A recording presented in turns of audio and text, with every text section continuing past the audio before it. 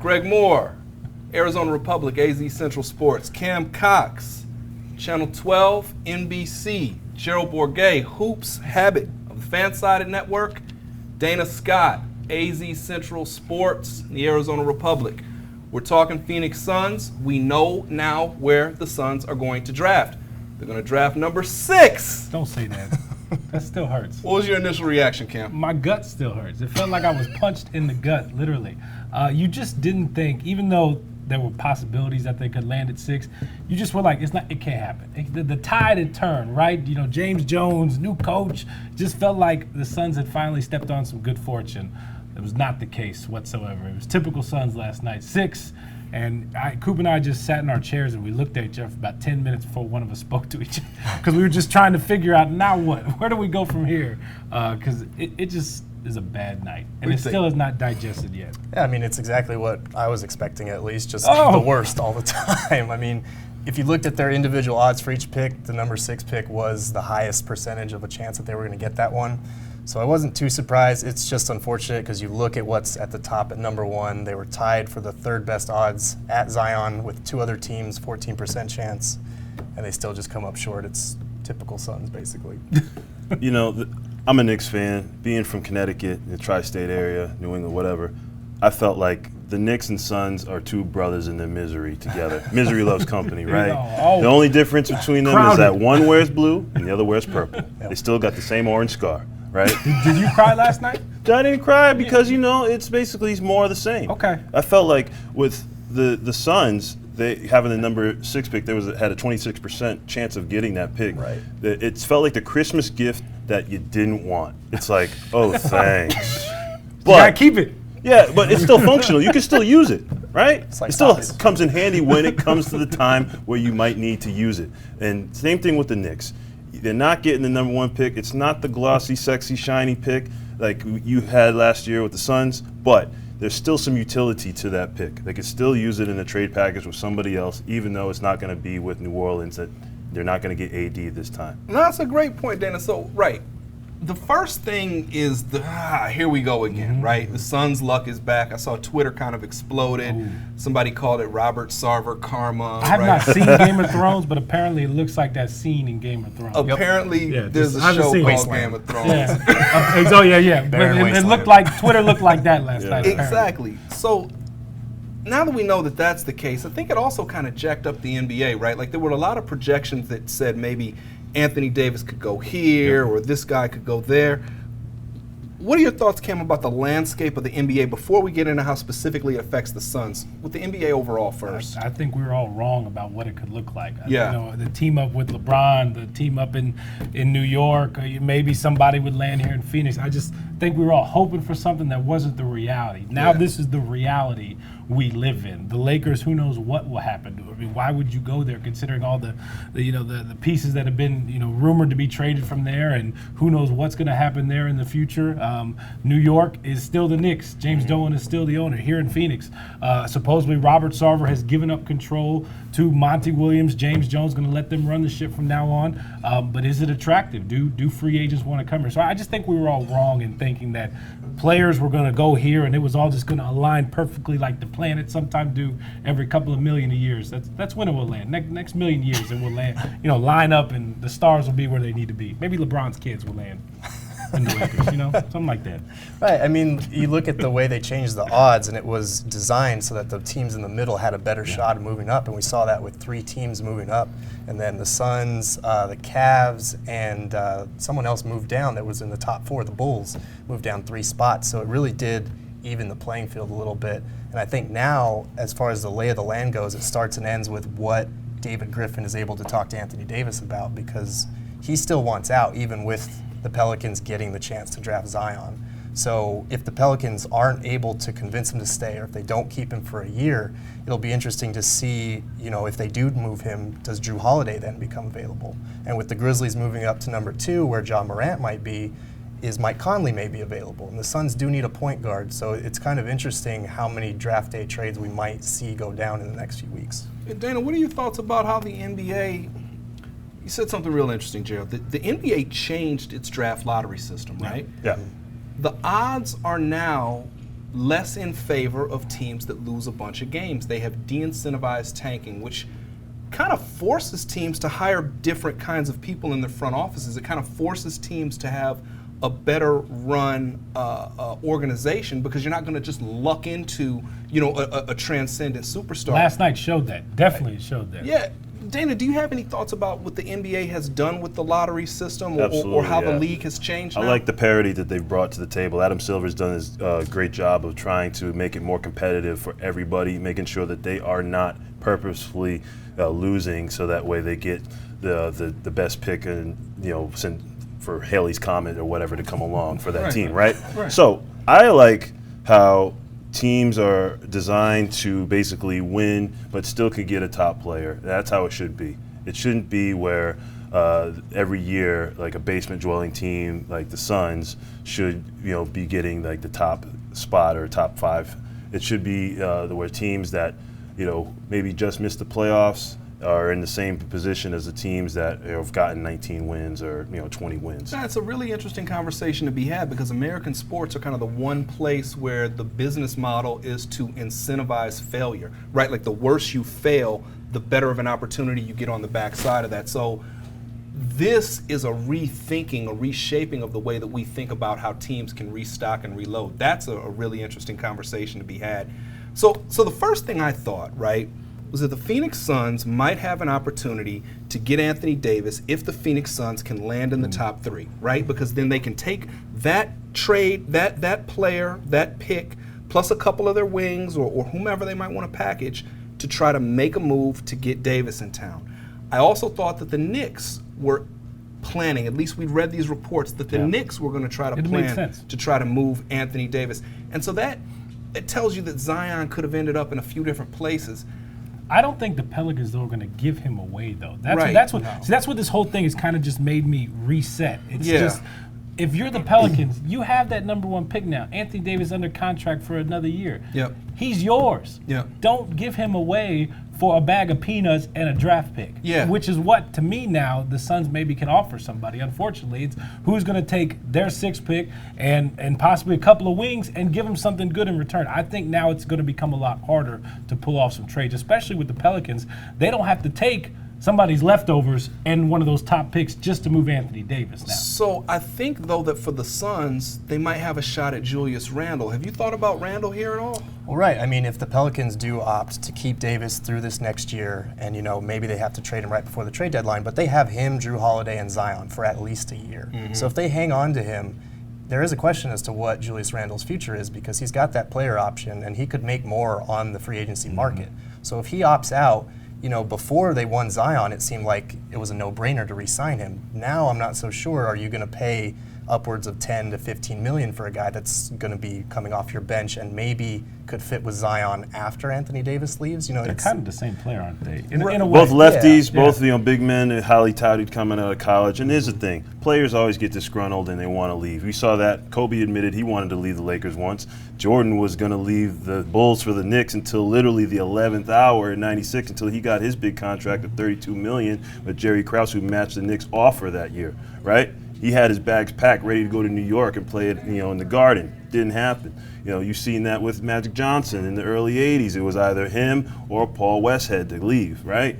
It happens all the time. So players can be convinced to stay if there's something that comes in that helps them get to a competitive point for the team. But now Julius Randle would take it the other direction, though, right? Because Julius Randle and Zion would kind of clog up the same spot on the court, or do you see that differently? I see that where Julius Randle is probably going to be moved somewhere, or he's going to move himself because he sees that Zion is going to be the talk of the town, and they're going to have these comparisons. Julius Randle's probably at a point in his career where he's putting up solid numbers. He wants to do that somewhere where he can be the focus, right? Maybe he can go somewhere like Memphis and be the next Zebo or something like that, or somewhere maybe back in the West. I think he's averaging 24 and 12, and I think that he actually would fit really well with Phoenix if the Suns can put together enough money to make it attractive for him. I think that would make sense. But let's talk about maybe how else this. Maybe he can go to the Knicks. Maybe Randle to the Knicks. I'm all for that. There's only one team I care about less than the Knicks, and that's the Lakers. But that's neither here nor there. Mike Conley It's interesting. Point guard with the Grizzlies. The presumptive number 2 pick is Ja Morant. Ja Morant and Mike Conley play the same position. So do you have those two guys there together? Do you have Mike Conley mentor Ja Morant so then Conley goes and finishes his career elsewhere? I think so. Do you trade him? So tell me about that. If you're in Memphis, do you pick Morant? And if so, then do you keep Conley? Pick the best player on the board. And Okay. That's Ja Morant. You take him. Mike Conley, I believe we looked this up last night, has 3 years left on his contract. I think two. 2 years. 2 years left. 30 million. And he's Yeah. over 30. He's way over 30. 31. 31. And could do 31 30 and million a 32. year. So he's on his way up. Right. No, he's on- 31 years old. He's going to get 32 million and 32 million. Am I right on that? Right. So if somebody's willing to, if you're willing to make some phone calls, I think that's the right decision. Just see maybe if somebody's going to take that contract. Right. But in the end, if you stick with those two, Right. it almost makes sense for him to mentor a guy like Ja. And then when it's all said and done, he's gone in 2 years, and then boom, now you have your new point guard in the future. Mike Conley can still play. He's not a scrub by any means. So Are they you willing got to two go guys. You got two guys. One coming off the bench, you can play two as well. That's not a bad thing to have two waves like that, especially two point guards. I think Conley averaged 21 points and 6 assists and had a 3-to-1 turnover ratio. If my numbers are right there. He's 31 years old. What are you thinking there? I mean, you really can't lose if you're the Grizzlies because if you trade him, you're cashing in now, you're getting that contract off the books, you're not risking that because he has injury history, an extensive one. So you're risking that he gets hurt and then his value is done after that. So if you trade him, you get a decent return, not as good as if you traded him 2 years ago like they should have. But and if you keep him, you have a perfect mentor for not only DeLon Wright, but obviously Ja. And you can kind of just play it from there. Maybe you trade him at the deadline next year after a year, of mentoring Ja. You just go from there. So it's really not, they don't have like a sense of urgency. I think before the Ja pick, they had probably more of one. But now they could really go either way and they'd come out okay, I think. What are you thinking? Thinking that if Memphis goes with Ja, that's a good match for him and Jaren Jackson. To basically be the 1-2 punch of the future for them. I don't know that if Mike Conley is going to be that guy. I think Conley is. I think he needs to leave, and he's ready to leave. He's done all he could for Memphis during those playoff runs with Lionel Hollins and all those guys, and Zebo and Just like Gasol. Tony. Yeah, and Gasol's gone. It's time for him to move on, and I think the next place would be whoever's got the cap room to That's be the willing key. to take on Yeah, that that money. contract is just massive. The Suns And have if the Suns are willing to flexibility. do that, I don't know. They have flexibility. 30 million is a lot of money for a guy that you can count on for 2 years. That's a lot of money. But I think this locker room is going to need leadership. I think this locker room also needs, somebody who can play and sort of say, hey, you go over there, you go over there. Somebody who can bark out some directions and Dog has in the enough fight. clout, right, that people will respect it.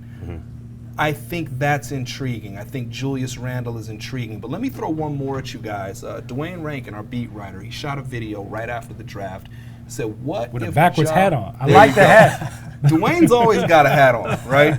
We'll get into this. Samuel L. style, right? If Duane is at the game, he's going to have on a suit and a hat. And if he's not at the game, he's going to have on not a suit, but yet a hat. That's okay. We've all got our stuff. Yep. The question is, does his scenario strike you as something that could ring true? He said that Ja Morant still could fall to the Suns even at 6.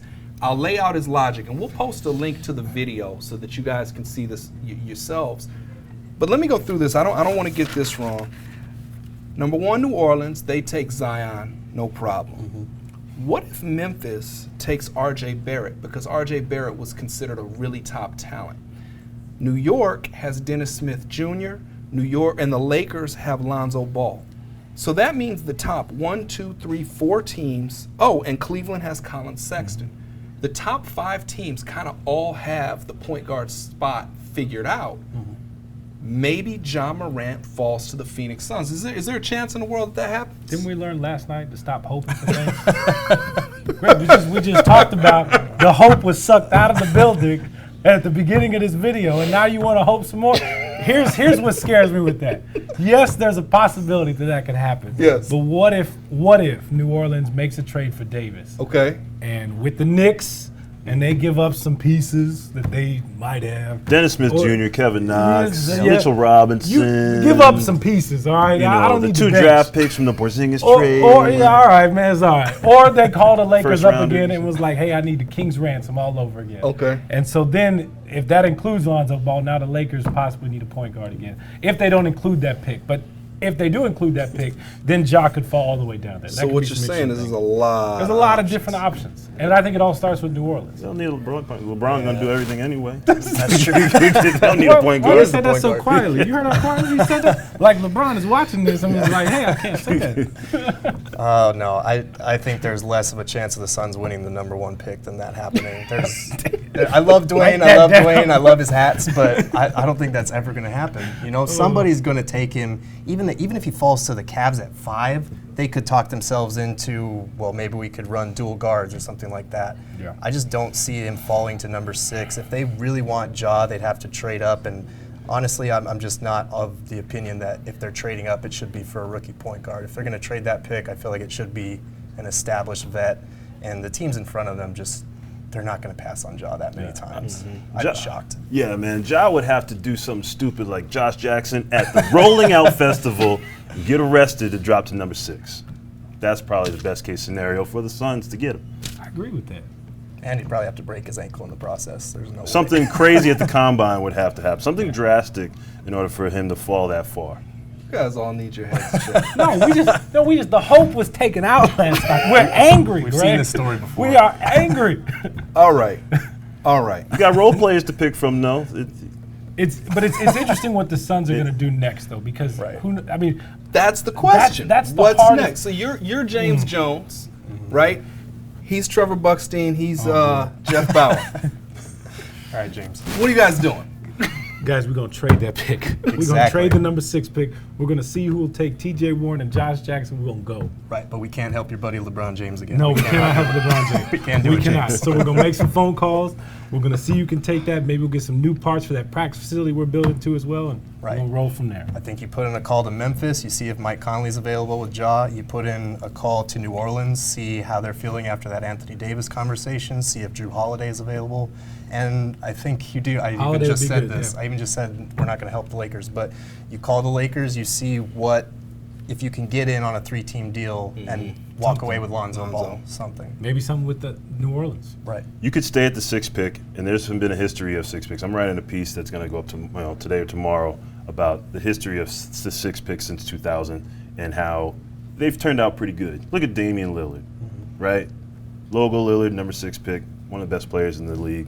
You got Buddy Hield, had his best year with the Kings, under the radar because of the Kings. Yep. Averaging 20.7 a game, one of the best shooters and one of the best perimeter players, right, for the rising Kings. Jonathan Isaac, for the Magic, he had a great year, stepped up in Mo Bamba's his absence, and basically was in the talk of the most improved player conversation. Yeah. And you got Brandon Roy, who was the Lillard before Lillard got to Portland. He was a number 6 pick. So you got these diamonds in the rough that could come up as number 6 pick. It's not a sexy pick, but it's something that could be utility-wise one of the better positions that they've had, and something that you didn't expect, like Devin Booker to emerge like he has when he was number 13, or with number 6 could be somebody else that could be under the radar that emerges later in his career, maybe in the 2nd or 3rd year. I will say this now more than ever. I just feel like the keys have been given to James Jones. Right. It's time to drive. Right. Like, this is why Sarver put you in charge. Yep. You hired Monty Williams. Like, you got to do something this offseason. And it seems like it's clear it's got to be done through free agency or through a trade now, unfortunately. But it's like, you got to hit this, and it's got to be a home run this summer, no matter what. So whatever James Jones does with this pick, whatever he does in free agency, he's got to get him a player in here that can make this team significantly better. What that is, they won 19 games last year. Right. You got to get 30 plus. I mean, sure, everybody would love to see 40 games, but that's a 20-game improvement, and that's hard to do in this league. So you got to get somewhere where this team is competitive night in and night out and can get close to that 40-win mark just to show that they can play 500 basketball. So I think that's the first thing they need to do. It's throwing a lot of pressure on them, asking them to go to 20 to 40. I think over 30 is realistic, but I think you do that through getting veterans, right? I don't think you do that with having a bunch of more young guys. So then the question becomes, who would you target? And we've kind of vetted that out. Let's do this, though, just for the sake of it. If you're going to keep the pick, if you're going to draft at that spot, who do you take? And assuming that player is going to plug into this roster, who do you like? I mean, I think you pray that Jarrett Culver falls that far. Yeah. I don't see him falling past the Lakers. I don't see him falling past the Cavs. But if he does, you take him and you don't look back if no trade materializes. He's a very good secondary ball handler, creator, passer, and defender, which is what the Suns need. They have a lot of wings. They've got Mikal Bridges. They've got Josh Jackson for now. They've got T.J. Warren. Every wing in the book, They've got T.J. Warren for like 40, 50 games. And then they've got, they've got Kelly Oubre, who they're probably going to re-sign. Right. But you need that versatility. That's going to cost some money, too, by the way. It will. That figure is scaring me. Especially Tyler Johnson making $19 million next year. It will, Right. but if they have him, if they have that core and they get a guy like Culver, they have one of the preeminent young small ball lineups in the league, which as we've seen is where it's going. You need that positional versatility. I worry about Culver because of what happened in the national championship game. Right. Where was he, right? That's fair. That worried me, especially with DeAndre Hunter having as good of a game as he had. Mm-hmm. So I think if I had my choice between those two, I would target Hunter, but there's no guarantee that he'll be around, right? Well, are you thinking about anybody? I mean, in terms of need, Rashawn Holmes is a restricted free agent coming up, right? He was a rent-a player. And also, Kelly Oubre, the question of what are we going to do to match him? I mean, filling those needs of guys like maybe DeAndre Hunter, Virginia, or a guy like Culver, somebody that's basically going to fill those needs that are This guy's missing. been talking to me about Cam Reddish for the last 6 months. I say Cam Reddish. I can't do it. And I throw it in Cam Reddish, man. Killer Cam might put on the purple haze once he gets to Phoenix, on the number 6 pick. So I think that there's something to be said about those guys that fulfill a need when the perimeter play of Kelly Oubre and the defensive presence he has, as well as with Rashawn Holmes if he does not come back. There's voids to fill, and don't show your hand if you're the Suns, putting the cart before the horse like the Knicks. Tried to walk back and basically created that situation where it blew up in their face. What do you guys think about Darius Garland? I think he's got upside. I think he's also very risky. You look at the torn meniscus. You look at the fact that the Pelicans basically just poached the Suns' training staff. Right. You look at, he played 5 games. It's a very small sample Played 4 size. games in 2 minutes. Okay, yeah, I guess that's true. 4 games 5 in 2 games, minutes. Greg. He played 4 games in 2 minutes. But I mean, and one of those games was against like Alcorn State, and he scored 3 points. Hey, that's okay. He shot really well from 3. He did. He's also very small. He's Okay. 6'2", and he's skinny. So I think Darius Garland is going to get talked up a lot in the next couple of months. He will. Darius Garland really scares me in the same way that Markelle Fultz scared me because he didn't play a lot of games. Just didn't know what you were getting. Right. The other thing about Darius Garland is that he moved from Gary, Indiana to Tennessee in high school. And one of the thoughts behind that was that they wanted to find him better competition for his AAU squad. Yeah. That doesn't ring true with me. Indiana is a hotbed for basketball. There are plenty of guys in the NBA from the state, from the city of Indianapolis. Gary's like a half hour from Chicago. I'm certain they could have found competition for him, and I'm really curious what they're going to say more about that decision to move him in high school. It always worries something me that just when comes stuff to my like mind. that comes out, just because you never know what kids and parents are thinking. And I'm sure parents just want better opportunities for their kid. Does the kid just want to play more and just said something else? So you just never know. But it is kind of alarming. I mean, Indiana is a basketball hotbed. I would think that you could find competition. So Garland, I would just make sure that they just go out of their way to vet him, to figure out whether this guy is competitive enough to do it. That was one of the reasons I liked Ja Morant so much, was just because he was so competitive. He could have been the next hottest thing out of Gary, Indiana since Michael Jackson and Freddie Gibbs. Hey, I got the solution. What about I got the solution. Go ahead. Trade the pick. Trade the I'm not even paying attention. Trade the pick. What about Bol? I think if you're looking at a big man, you go with Brandon Clark instead. Okay. I like Bol, but again, the injury thing scares me, and I like Clark's defensive mindset. I think if his shooting continues to improve the way that he showed this last year at Gonzaga, he could be a 4 alongside Ayton. Brandon Clark shot 68% from the floor. Right. Only 30 from 3, but he really did refine his perimeter game a little bit, and he averaged 3.2 blocks a game. I mean, that's exactly the kind of person you want You beside need someone DeAndre with that fight coming off the bench, kind of like what Rashawn Holmes brought at times this year. It was a good change of pace when Right. Aiden would go to the bench, and all of a sudden Rashawn was coming out there Like a post. yeah. You can never have enough front court players. No. Right. And this, especially with a guy that can score like Brandon Clark Yeah. and also the hometown kid, why not give something the fans want, bring another hometown kid in to basically compensate for the lack of not having a number one pick like they did last year. At least you have something to look forward to coming to Suns games for this upcoming season. That's the key. fair. And I love that last line you said, something to look forward to. Yeah. It's just one thing. Something, that's the biggest key this offseason. Right. If anything, James Jones has got to give fans that something to look forward to, because right now there's just not much. It's nice to see a good core come back, and you think, yes, they're going to win more games, obviously. I mean, they can't get much worse than what happened last year. We hope. We hope not. We hope. I think that would be a Cole Tucker type of home run Yeah. if they pick Brandon Clark or the number 6 pick. You know, Wow. in That's pretty Chase good. Field. That's pretty good. Yeah, I think we can leave it there. Listen, Greg Moore, AZ Central Sports, Arizona Republic, Cam Cox, Channel 12, NBC, Gerald Bourguet, Hoops Habit, Fansided Network, Dana Scott, Arizona Republic, AZ Central Sports.